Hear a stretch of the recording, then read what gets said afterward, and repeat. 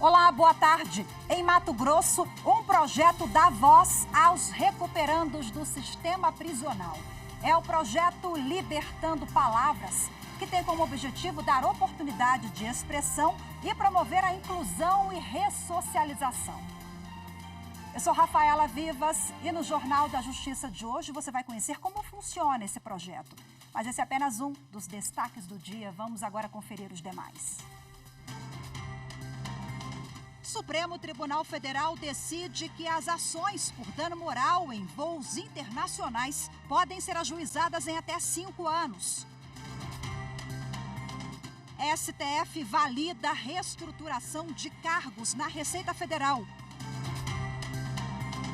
E ainda, último dia do teste público de segurança da urna eletrônica 2023 no Tribunal Superior Eleitoral.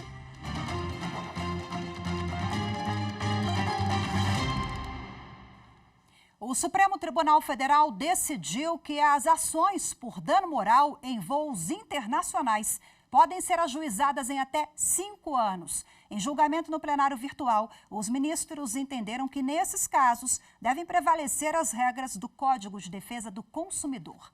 A Amanda Mustafa tem os detalhes. A decisão vale para problemas em contratos de transporte aéreo internacional, como atraso de voos ou extravio de bagagens, e garante que passageiros que foram prejudicados se valham do período regido pelo Código de Defesa do Consumidor de 5 anos para entrar na Justiça com pedidos de indenização por danos morais. Os ministros analisaram o recurso de uma passageira que entrou com ação contra uma empresa aérea do Canadá. Em primeira instância, ela ganhou indenização de R$6 mil por danos morais por causa do atraso de mais de 12 horas em um voo. A decisão havia sido modificada pelo próprio Supremo, porque, como se trata de voo internacional, os ministros consideraram as convenções de Montreal e Varsóvia, que fixam um prazo de prescrição de 2 anos para o cliente reclamar. Mas, ao julgar o recurso, o tribunal acompanhou o voto do relator, o ministro Luiz Roberto Barroso.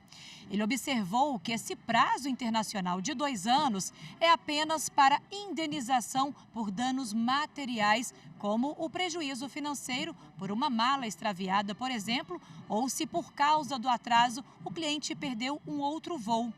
Já para as reclamações por danos morais, vale o que está escrito no Código de Defesa do Consumidor.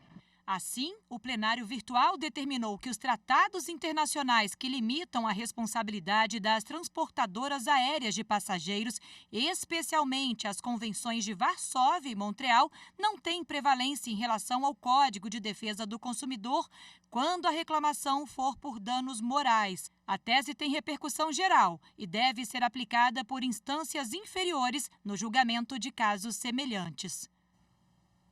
A reestruturação de cargos na Receita Federal foi validada pelo Supremo Tribunal Federal. Os ministros julgaram constitucional a transformação de cargos que unificou as atribuições da Secretaria da Receita Federal e da Secretaria da Receita Previdenciária. A narração é de Rocine Gomes. Em sessão virtual, os ministros do STF aprovaram a reestruturação de cargos na Receita. A decisão unânime confirmou jurisprudência do Supremo sobre a matéria e foi tomada no julgamento conjunto de 3 ações diretas de inconstitucionalidade. Em todas, foi seguido o voto do relator, o ministro Gilmar Mendes.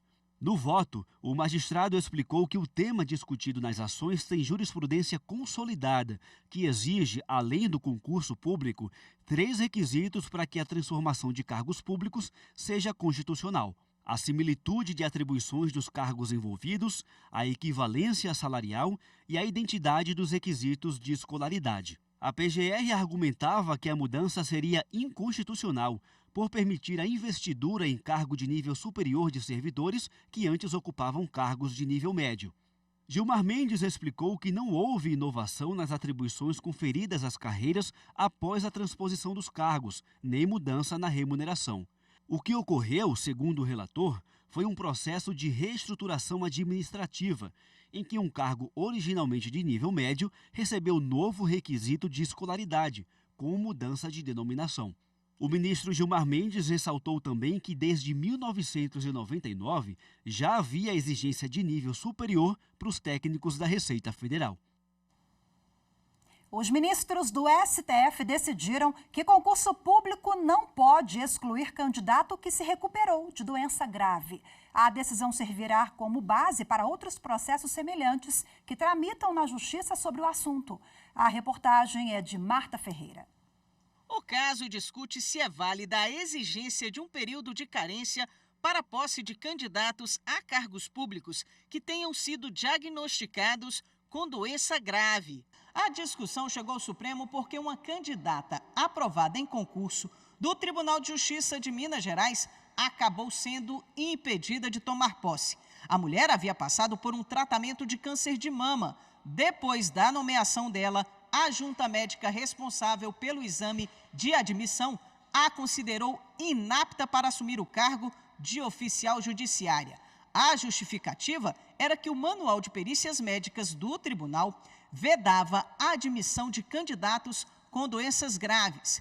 De acordo com o documento, candidatos que já haviam passado por cirurgias só poderiam ser admitidos 5 anos depois de terminar o tratamento. O caso foi levado a plenário. A defesa da candidata alegou, entre outros pontos, que houve ofensa ao princípio constitucional da isonomia. O perito disse que não tinha condições de prever a expectativa de vida da dona Vera.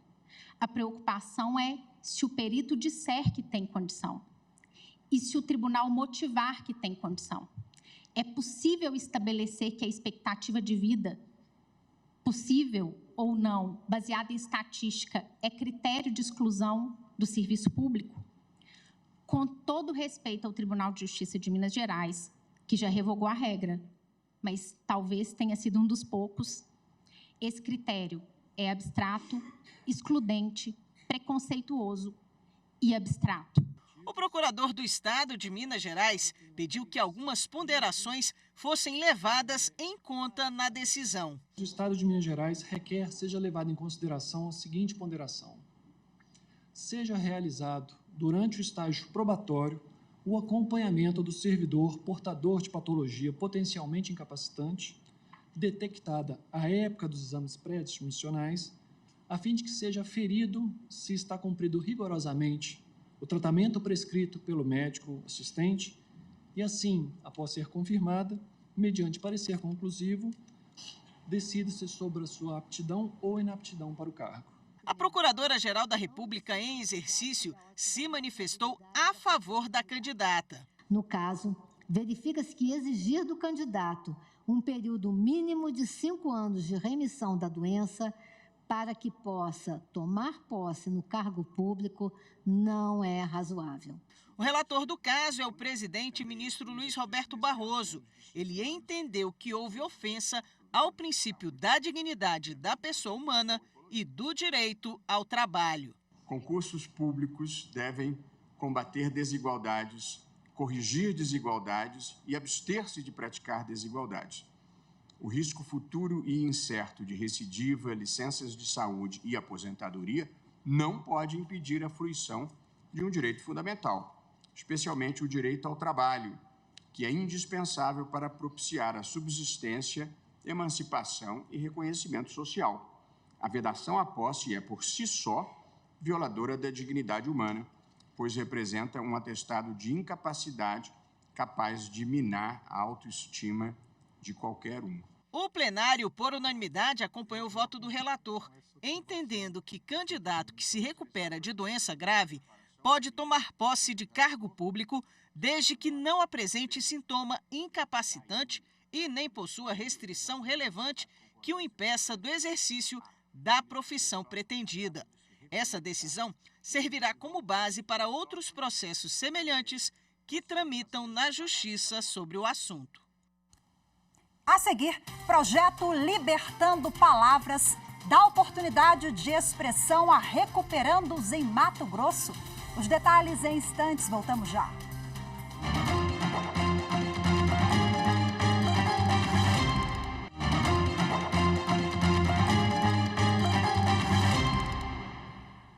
Três funcionários da cervejaria Baker e um da empresa que fornecia insumos foram ouvidos pela Justiça de Minas Gerais no terceiro e último dia de interrogatório dos réus, no processo que apura a contaminação da cerveja Belo Horizontina. A partir de agora, a Justiça deve abrir prazo para as alegações finais do Ministério Público e das defesas, que serão apresentadas por escrito. Depois, o processo estará pronto para análise e sentença. O caso da contaminação da bebida veio à tona em janeiro de 2020, quando a Polícia Civil começou a investigar a internação de várias pessoas com sintomas de intoxicação após consumir a cerveja Baker. De acordo com a Polícia Civil, a contaminação das cervejas aconteceu devido a um vazamento no tanque da fábrica. Em Mato Grosso, recuperando do sistema prisional, ele lançou um livro. A autobiografia também marca o início do projeto Libertando Palavras, que tem como objetivo dar oportunidade de expressão a pessoas privadas de liberdade. A reportagem é de Maritza Fonseca. Em meio a tantas histórias ruins que existem dentro das penitenciárias de Mato Grosso, sobre crime, violência ou tráfico, vale lembrar que há caminhos para quem quer mudar de vida, sair do delito. Este reeducando encontrou um desses caminhos. Enquanto ele está privado da vida lá fora, vive o mundo através das palavras. E agora lançou o primeiro livro, O Preço da Desobediência e Suas Consequências. No livro, o reeducando conta relatos da infância, da adolescência, como entrou para o mundo das drogas e do crime aos 12 anos. A desobediência aos pais, a desvalorização da educação e a privação de liberdade. Durante todo esse tempo, o papel e a caneta foram companheiros inseparáveis. Comecei a extrair dos meus fracassos, das minhas fraquezas, coisas positivas.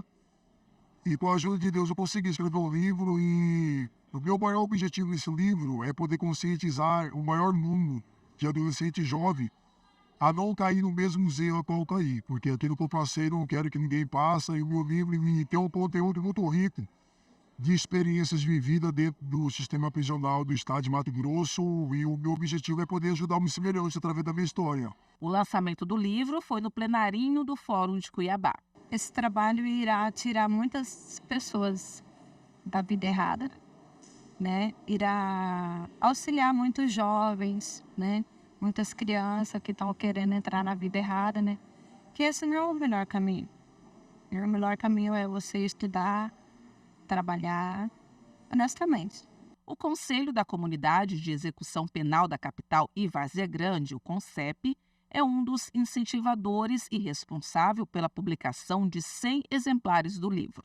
A obra marca um momento importante e histórico do CONCEP, que também deu início ao Libertando Palavras, projeto para oferecer oportunidade de expressão e desenvolvimento pessoal e profissional. Através da literatura, da escrita, que cada um e cada uma das mulheres e dos homens que estão privados de liberdade possa trazer a sua narrativa através da leitura e se libertando também da sua história, trazendo através da sua voz, através das palavras, contando um pouco da sua história para que a sociedade possa ver os seres humanos que estão privados de liberdade do sistema prisional no estado de Mato Grosso.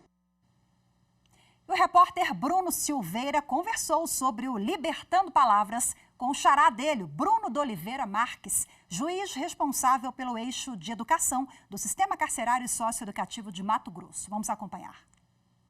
Juiz Bruno de Oliveira Marques, responsável pelo eixo da educação do GMF do Mato Grosso. Boa tarde para o senhor, muito obrigado pela sua participação aqui conosco hoje.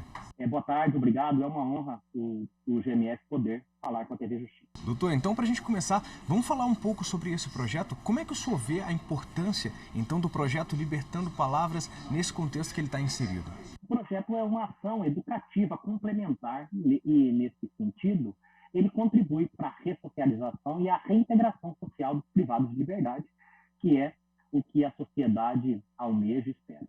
Ótimo, doutor. Agora, quem é que pode participar e como que são escolhidos, então, os participantes do Libertando Palavras? A participação é voluntária e o projeto está inserido em 3 unidades prisionais de Cuiabá, estado de Mato Grosso, são as maiores do estado, sendo 2 masculinas e 1 feminina, que contam atualmente com aproximadamente 4.000 pessoas privadas de liberdade.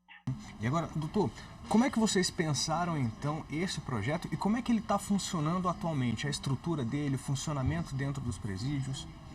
O projeto ele tem por propósito fomentar a criação literária e promover a divulgação das obras escritas pelos privados de liberdade. Nesse sentido, ele se desenvolve, como eu disse, por adesão voluntária e por meio de oficinas escritas, por meio de mentorias, a fim de que eles possam produzir os livros e, na sequência, um apoio para o lançamento dessas obras literárias. Agora, doutor, a participação nesse projeto, ela também diminui a pena dos detentos? Veja, não há uma regulamentação específica, porque se trata de um projeto pioneiro para a produção literária de remissão de pena. No entanto, a Lei de Execução Penal ela prevê que a remissão pela leitura de obras literárias. Então, nos parece que é absolutamente possível, por uma aplicação analógica daquele artigo, que o reeducando, a partir de um atestado de seu mentor, do número de horas dispendidas para que ele possa produzir essa obra literária, ele encaminha esse pedido ao juiz da execução penal e ele avalia a pertinência, a conveniência, a oportunidade de lhe conceder alguns dias de remissão da pena por este trabalho. Agora, doutor, dentre os resultados que vocês já veem, que estão sendo apresentados nesse projeto, o senhor vê que a leitura pode ser usada como um caminho, então, para a inclusão e essa ressocialização desses recuperandos? Sem dúvida, a educação transforma e o projeto, nesse sentido, visa transformar vidas por meio da literatura.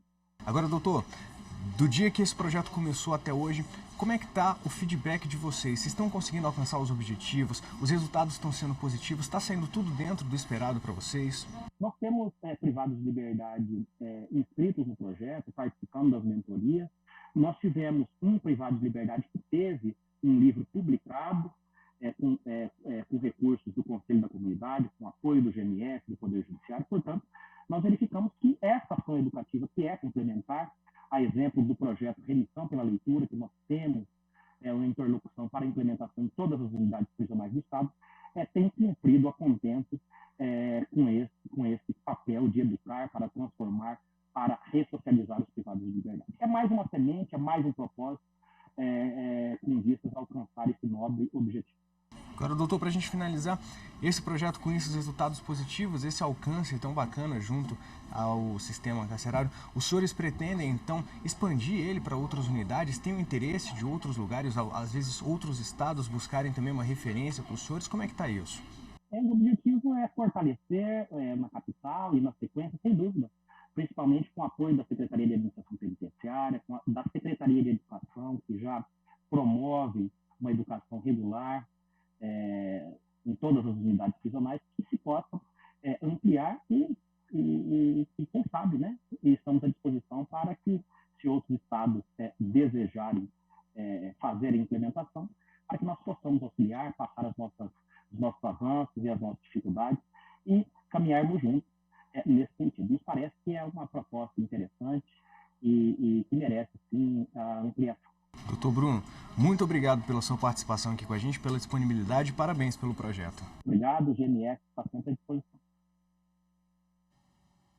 O Juizado Especial Criminal no Rio de Janeiro negou o pedido da defesa do vereador e vice-presidente de futebol do Flamengo, Marcos Braz, para apurar as supostas ameaças sofridas pelo dirigente do clube. A solicitação foi feita no processo em que Marcos Braz e um amigo, Carlos Silva, são acusados de lesão corporal contra o torcedor Leandro Gonçalves. Segundo o laudo, Leandro Gonçalves foi mordido por Marcos Braz na perna.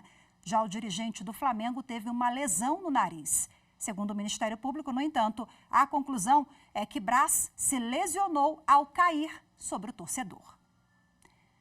A seguir, último dia do teste público de segurança da urna eletrônica 2023 no Tribunal Superior Eleitoral. As informações em instantes ao vivo, direto do TSE. Voltamos já.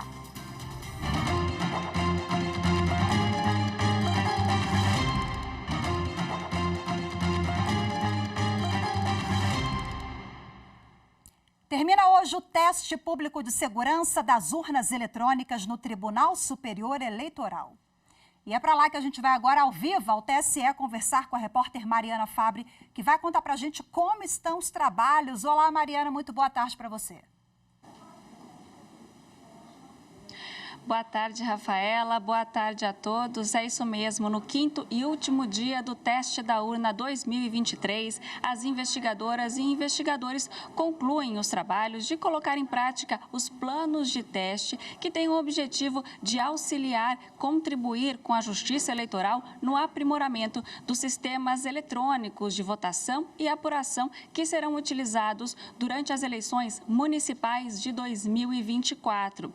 Um grupo formado por representantes da Polícia Federal solicitou a expansão do prazo mais um dia para que eles continuem a trabalhar executando os planos de teste previstos. Então, amanhã, das 9 da manhã à 1 da tarde, eles seguem aqui nessa sala, localizada no terceiro andar do prédio sede do Tribunal Superior Eleitoral, para executar os planos de teste.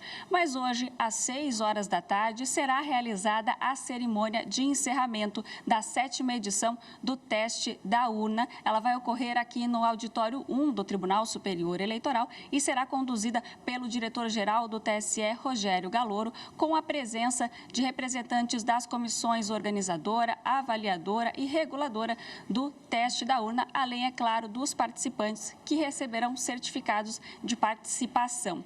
A transmissão no canal oficial da Justiça Eleitoral, o TSE, vai começar hoje às 5 horas da tarde aqui e depois ela vai seguir com a transmissão oficial do evento da cerimônia de conclusão do teste da urna 2023. É com você, Rafaela. Muito obrigada mais uma vez, Mariana. Tchau, tchau. Foram lançados no Espaço Cultural do Superior Tribunal de Justiça mais 2 volumes da coletânea Direito de Família, conforme interpretação do STJ. A repórter Samanta Peçanha acompanhou o evento e tem as informações. O terceiro volume da coletânea é intitulado Alimentos, Aspectos Materiais e o 4º volume, Alimentos, Aspectos Processuais. O terceiro volume possui prefácio do ministro do Superior Tribunal de Justiça, Antônio Carlos Ferreira, enquanto o 4º foi prefaciado pelo ministro Raul Araújo. Ele comenta que o tema relacionado a litígios familiares é muito sensível. Exige sempre uma presença muito particular e com muita atenção da parte do julgador para verificar aspectos que são às vezes periféricos em torno da discussão do tema dos alimentos, mas que são muito relevantes também e acabam influindo no próprio calor daquela textilha, daquela questão. O ministro Raul Araújo integrou a mesa de abertura ao lado dos organizadores Rui Portanova, desembargador aposentado do Tribunal de Justiça do Rio Grande do Sul, Rafael Calmon, juiz de direito do Tribunal de Justiça do Espírito Santo, e Gustavo D'Alessandro, assessor de gabinete de ministro do STJ. Os coautores Luiz Felipe Salomão Filho, Júlia Torres Pinheiro e Patrícia Novaes Calmon também participaram da abertura. Os 2 primeiros exemplares da coletânea Direito de Família, conforme interpretação do STJ, falam sobre separação de bens. As 2 últimas obras, lançadas no evento, reúnem dezenas de artigos redigidos por professores e pesquisadores de diferentes regiões do Brasil, que analisam como questões controversas e contemporâneas sobre alimentos vêm sendo enfrentadas pelo STJ. Gustavo D'Alessandro diz que, apesar de ser associado à jurisprudência do tribunal, os autores não se prenderam apenas a ela. Tem temas sobre prisão civil, sobre questão do machismo nos alimentos, sobre oferta de alimentos, a questão do prazo de prisão civil, que ele tem que ser dosado ou não, são teses que algumas já chegaram ao STJ. Rui Portanova completa. São doutrinadores que pegam essa temática dos alimentos, pegam decisões do Superior Tribunal de Justiça e fazem os comentários. Rafael Calmon destaca que a coletânea tem o objetivo de falar sobre temas variados de direito de família. E agora chegou a vez dos alimentos, que é um tema muito caro ao direito de família, porque comumente envolve crianças e adolescentes. E o STJ, como o órgão que dá a última palavra sobre a interpretação do direito federal, é o posicionamento mais buscado por todos os profissionais que atuam na área. Hoje ficamos por aqui. Muito obrigada pela companhia. Ótima tarde, excelente fim de semana. Até segunda. Tchau, tchau.